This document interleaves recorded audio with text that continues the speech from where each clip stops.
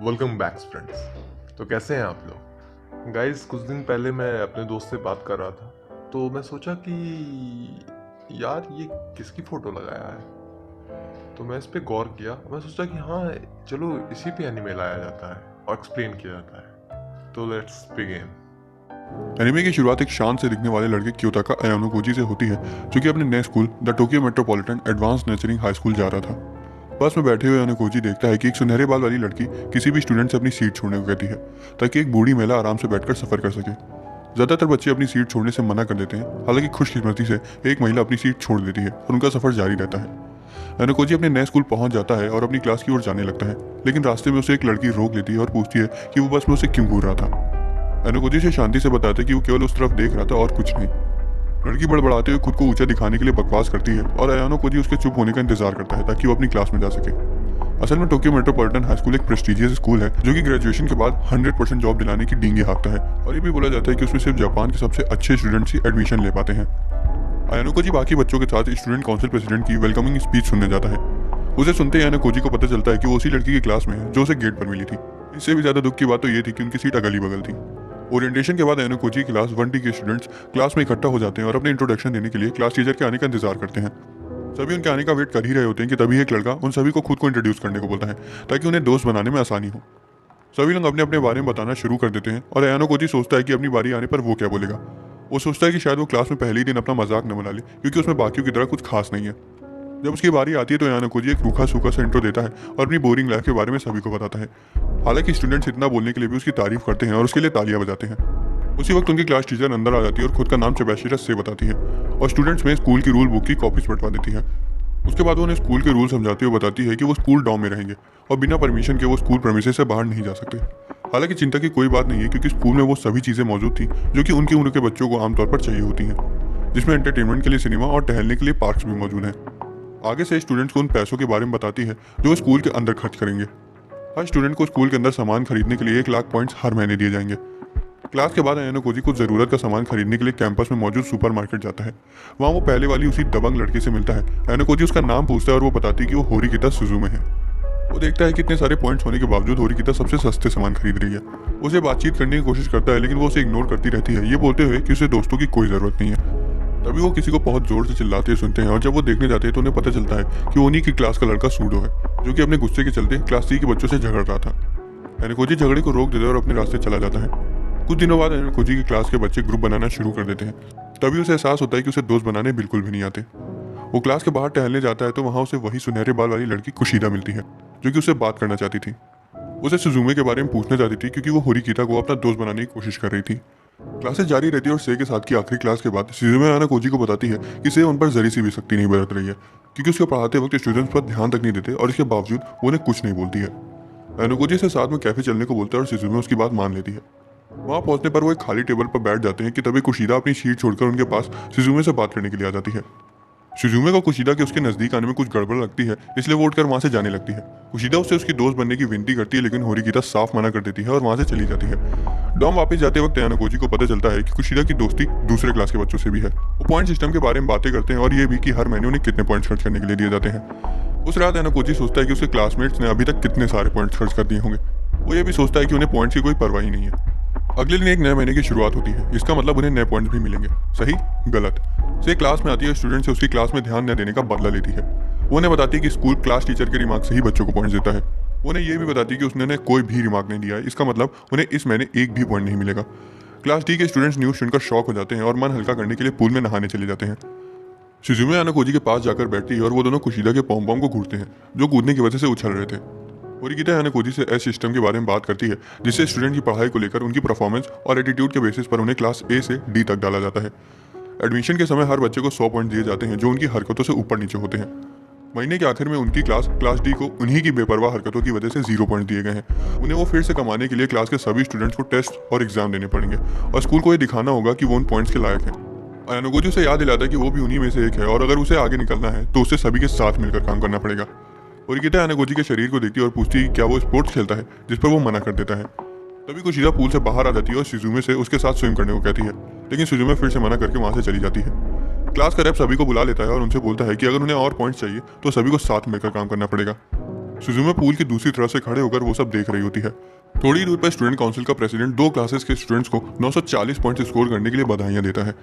Physical period के बाद students अपनी यूनिफॉर्म पहनकर दोबारा से क्लास में आ जाते हैं और सुजुमे आनाकोजी को साथ में लंच करने के लिए बुलाती है। कैफेटेरिया में वो उसके लिए काफ़ी महंगा खाना मंगाती है और बताती है कि वो उनकी क्लास के कमज़ोर बच्चों के लिए एक स्टडी ग्रुप बनाना चाहती है ताकि वो आने वाले टेस्ट और एग्जाम्स को पास कर सके। आनाकोजी उन सब में उतना उलझना नहीं चाहता था, लेकिन ओरिकीता उसे बताती है कि अब उसके पास और कोई चारा भी नहीं है। वो उसे अपना नंबर देती है और फैसला लेने के लिए बोलकर वहाँ से चली जाती है। आनाकोजी क्लास के कुछ पढ़ाई में कमज़ोर बच्चों से स्टडी ग्रुप ज्वाइन करने को बोलता है, लेकिन वो सभी मना कर देते हैं। शाम को आनाकोजी कुशीदा के रूम में कॉल लगाता है और कुशीदा उससे पूछती है कि क्या दिक्कत है। आनाकोजी उसे उनके स्टडी ग्रुप की देख रेख करने को बोलता है, जो कि उन्होंने सूडो और बाकी कमज़ोर बच्चों के लिए बनाया है। एक अच्छी लड़की होने की वजह से वो उसकी बात मान जाती है और उसे अपना कॉन्टैक्ट नंबर दे देती है। कॉल के बाद उसे पता चलता है कि कुशीदा ने क्लास के 3 सबसे कमज़ोर बच्चों को मना भी लिया है।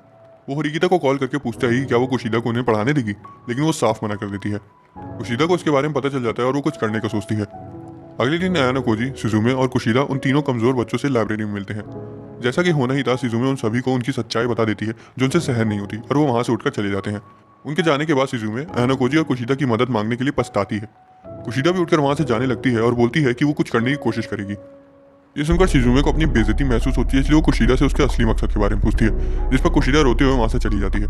आनाकोजी शांति से वहाँ बैठे बिना कुछ बोले सब कुछ ऑब्जर्व कर रहा होता है। उस रात कोजी कुछ लेने के लिए रूम से बाहर निकलता है और सुजुमे और स्टूडेंट काउंसिल के प्रेसिडेंट को बातें करते हुए पाता है। असल में प्रेसिडेंट उसका बड़ा भाई होता है, जिसे उस पर स्कूल के सबसे बेकार क्लास में सेलेक्ट होने की वजह से शर्म आ रही होती है। वो सुजुमे को पकड़ लेता है और उसे मारने ही जा रहा होता है, लेकिन आनाकोजी बीच में आकर सुजुमे को बचा लेता है। प्रेसिडेंट पीछे मुड़ता है और उस पर वार करता है, लेकिन वो कोजी को छू तक नहीं पाता। प्रेसिडेंट उससे काफ़ी इंप्रेस हो जाता है और कोजी से उसके बैकग्राउंड के बारे में पूछता है। यहाँ हमें पता चलता है कि आनाकोजी जानबूझकर सभी सब्जेक्ट्स में 50 नंबर लेकर आया था ताकि उसे क्लास डी मिल सके। थोड़ी देर में प्रेसिडेंट वहाँ से चला जाता है और कोजी और सुजुमे एक वेंडिंग मशीन के पास बैठकर कुछ देर बातें करते हैं। सुजुमे उसे पूछती है क्या उसने अपने एग्जाम्स कोर्स में हेराफेरी करी थी, जिस पर वो बोलता है कि वो सिर्फ एक इत्तेफाक था। जिसके बाद वो क्लास के स्टूडेंट्स के बारे में बातें करने लगते हैं। स्कूल अगले दिन भी रोजाना की तरह चलता है। मिड टर्म के कुछ दिनों बाद से उन्हें एग्जाम्स के रिजल्ट बताती है, उन्हें अच्छे से पास करने के लिए कॉन्ग्रेचुलेट करती है। सभी बच्चे खुशी के मारे पागल हो जाते हैं ये जानने के बाद कि उन्होंने मिड टर्म टेस्ट पास कर लिए हैं। सभी स्टूडेंट्स कुशीदा को उन्हें सबसे कठिन सब्जेक्ट पढ़ाने के लिए शुक्रिया बोलते हैं। टेस्ट के 3 दिन पहले कोजी को सूडो क्लास सी के कुछ बच्चों से लड़ता हुआ मिला था। हालांकि इस बार उनका बॉस रुइन सूडो को उसी की खीर का स्वाद चखाने जा ही रहा होता है कि तभी क्लास बी की चिन्हों से उन्हें आकर रोक देती है। रुइन और उसके साथियों को वहां से जाना पड़ता है और आनाकोजी सूडो को रोकते हुए उसे आगे से दिमाग से काम लेने को बोलता है। जब लड़ाई थम जाती है तो आनाकोजी सूडो से कुशीदा के साथ स्टडी ग्रुप में आने को बोलता है। सूडो मना कर देता है और अपनी बास्केटबॉल प्रैक्टिस के लिए चला जाता है। प्रैक्टिस के बाद सुजुमे सूडो से ऑडिटोरियम में बाहर मिलती है और उसे क्लास के नोट्स की समरी देती है। वो उसे बताती है कि अगर उसे इस स्कूल में बास्केटबॉल खेलते रहना है तो पढ़ाई करनी होगी। सूडो बिना उल्टा जवाब दिए उन्हें ले लेता है और अपने रूम चला जाता है। अगले दिन कुशीदा कैफेटेरिया में आनाकोजी से मिलती है ताकि वो मिड टर्म एग्जाम्स के पिछले साल के क्वेश्चन पेपर सेकंड ईयर के एक स्टूडेंट से ले सकें। उन क्वेश्चंस के बदले उसे 10 पॉइंट्स देने की डील करते हैं, लेकिन लड़का उनसे 30 पॉइंट्स देने को बोलता है। हालांकि आखिर में कोजी और कुशीदा उसे 15 पॉइंट्स में नोट्स देने के लिए मना लेते हैं। लंच के बाद कोजी और कुशीदा थोड़ी देर बाहर बैठते हैं। कुशीदा उससे पूछती है कि क्या उनके पास पिछले साल के क्वेश्चन पेपर्स होना लीगल तो है, जिस पर कोजी उसे बताता है कि स्कूल की रूल बुक में ऐसा कुछ मेंशन नहीं है, इसलिए चिंता की कोई बात नहीं है। तभी वो लड़का उन्हें क्वेश्चन पेपर भेज देता है और आनाकोजी 3 साल पुराने पेपर से उसे क्रॉस चेक करता है और बताता है कि वो बिल्कुल सही है। कुशीदा बहुत खुश हो जाती है, लेकिन आनाकोजी उससे बोलता है कि वो सबसे बोले कि उसने खुद ही पेपर्स अरेंज किए हैं क्योंकि वो फिजूल की टेंशन अपने मत्थे नहीं लेना चाहता। टेस्ट के एक दिन पहले कुशीदा क्लास में सभी को प्रीवियस ईयर पेपर्स दे देती है और टेस्ट के लिए अच्छे से तैयारी करने को कहती है। सभी की टेंशन काफ़ी कम हो जाती है और वो उसे थैंक्स बोलते हैं। हम आज के दिन में वापस आ जाते हैं और से उन्हें बताती है कि लगभग सभी ने टेस्ट पास कर लिए हैं, लेकिन एक बच्चा है जो पासिंग मार्क्स नहीं ला पाया। वो और कोई नहीं बल्कि सूडो है, जिसे पासिंग मार्क्स 40 से एक कम 29 नंबर मिले हैं और अब उसे स्कूल से निकाल दिया जाएगा। सभी स्टूडेंट्स से उसे किसी भी तरह बचाने को कहते हैं, लेकिन वो ऐसा करने से मना कर देती है और क्लास से चली जाती है। आनाकोजी छत तक उसके पीछे जाता है और उससे स्कूल रूल्स के बारे में बात करता है। से उसे साफ साफ बात करने को कहती है, इसलिए आनाकोजी सीधा उसे सूडो के स्कोर में एक और नंबर जोड़ने को बोलता है ताकि वो उनके साथ क्लास में रह सके। से हंसने लगती है और बोलती है कि ऐसा करना मुमकिन ही नहीं है। आनाकोजी से पूछता है कि ऐसा करने के लिए उसे कितने पॉइंट्स देने होंगे, क्योंकि शुरुआत में उसी ने बोला था कि स्कूल के अंदर वो उन पॉइंट से कुछ भी खरीद सकते हैं। से उसकी चतुराई से हैरान हो जाती है और बोलती है कि उसे 1 लाख पॉइंट्स देने होंगे। कोजी के पास इतने पॉइंट्स तो नहीं होते, इसलिए वो कोई और तरकीब के बारे में सोचता है, लेकिन तभी खुशकिस्मती से सुजुमे वहां आ जाती है और आनाकोजी के साथ मिलकर खुद के आधे पॉइंट्स देने को बोलती है। से मुस्कुराती है क्योंकि उसे पता चल चुका था कि उसके पास उनकी डील मारने के सिवाय और कोई चारा नहीं है। शाम को क्लास के बाद कोजी सुजुमे से उसकी मदद करने के लिए थैंक्स बोलता है। हालांकि वो बोलती है कि उसने वो सिर्फ अपने फायदे के लिए किया था। आनाकोजी से बोलता है कि उसे पता है कि वो जानबूझकर कम मार्क्स लाई ताकि कमजोर बच्चों को लेफ्ट आउट फील ना हो। सुजुमे ये सब जोर से बोलने के लिए उस पर चिल्लाने लगती है। कुछ घंटों बाद सारे स्टडी ग्रुप वाले स्टूडेंट्स आनाकोजी के रूम में सूडो की वापसी को सेलिब्रेट करने के लिए इकट्ठा होते हैं। वो याना कोजी से पूछते हैं कि उसने से को कैसे समझाया, जिस पर वो बोलता है कि उसने कुछ नहीं किया और सारा किया दराज शिजुमे का है। पार्टी के बाद कुशिदा साफ सफाई करने के लिए वहीं रुकती है।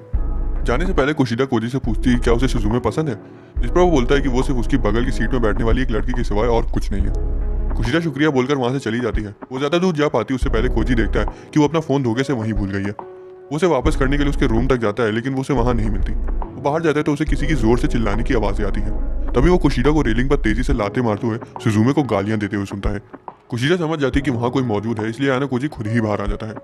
उसे देखते ही कुशिदा का चेहरा पूरी तरह से बदल जाता है और उसे देखने से लग रहा था कि वो कोजी को कच्चा चबा जाएगी। वो उससे पूछती है क्या उसने उसे वो सब करते हुए देख लिया, लेकिन कोजी उसे बताता है कि उसने कुछ नहीं देखा। ये जानते हुए कि वो उसे झूठ बोल रहा है, कुशिदा उसे धमकाती हुई बोलती है कि अगर उसने किसी को भी इसके बारे में बताया तो उस पर रेप चार्जेस लगाकर उसका पूरा करियर खत्म कर देगी। कोजी से वादा करता है कि वो उसके बारे में किसी को नहीं बताएगा और कुशिदा फिर से प्यारी होने का ढोंग करने लगती है। मेरे हिसाब से तो कोजी ने उस वक्त बिल्कुल सही काम किया।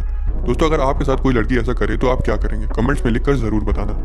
अगले दिन क्लास बी की टीचर उन्हें उनके पॉइंट्स के बारे में बताती है। इस दौरान अयानो कोजी कुशिदा और शिजुमे के साथ एलिवेटर में आ जाता है। कुशिदा को कल रात के बाद शिजुमे से इतना नॉर्मली बात करते हुए देखकर कोजी हैरान हो जाता है। शिजुमे बीच में चली जाती है और कुशिदा उसके ऐसे बर्ताव से नाराज हो जाती है। तभी चिनोसे उन्हें ढूंढ लेती है और पूछती है कि क्या उनकी क्लास को उनके पॉइंट्स के बारे में बता दिया गया है, और उनके चेहरे को देखकर ये साफ था कि उन्हें उसके बारे में भनक तक नहीं है। क्लास में से स्टूडेंट्स को बताती है कि कुछ क्लासेस के पॉइंट्स को बताने में स्कूल को थोड़ी देरी हो रही है, इसलिए उन्हें अपने पॉइंट जानने के लिए थोड़ा इंतजार करना होगा। इचिनोसे आना कोजी से क्लास के बाद थोड़ी देर मिलने के लिए भी बोलती है। वो कैंपस में एक सुनसान जगह पर मिलते हैं। इचिनोसे सीधा टॉपिक पर आते हुए आना कोजी से उसका बॉयफ्रेंड बनने का दिखावा करने को कहती है। वो उसे बताती है कि उसे उसके लॉकर में एक लव लेटर मिला था और वो लिखने वाले का दिल नहीं दुखाना चाहती है, इसलिए आना कोजी सिर्फ 1 या 2 हफ्तों के लिए उसका बॉयफ्रेंड बन जाए तो लेटर लिखने वाला समझ जाएगा और शायद उसका पीछा करना भी छोड़ देगा। कोजी उससे बोलता है कि उसे उस नौटंकी में कोई दिलचस्पी नहीं है और उसे अगले को साफ साफ बता देना चाहिए कि वो उसके लिए कैसा फील करती है।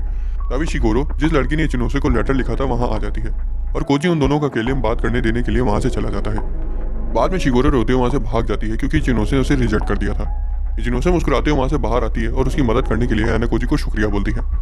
उससे मिलने के बाद वो क्लास में वापस जाता है और सूडो को स्टूडेंट्स पर चिल्लाते हुए देखता है।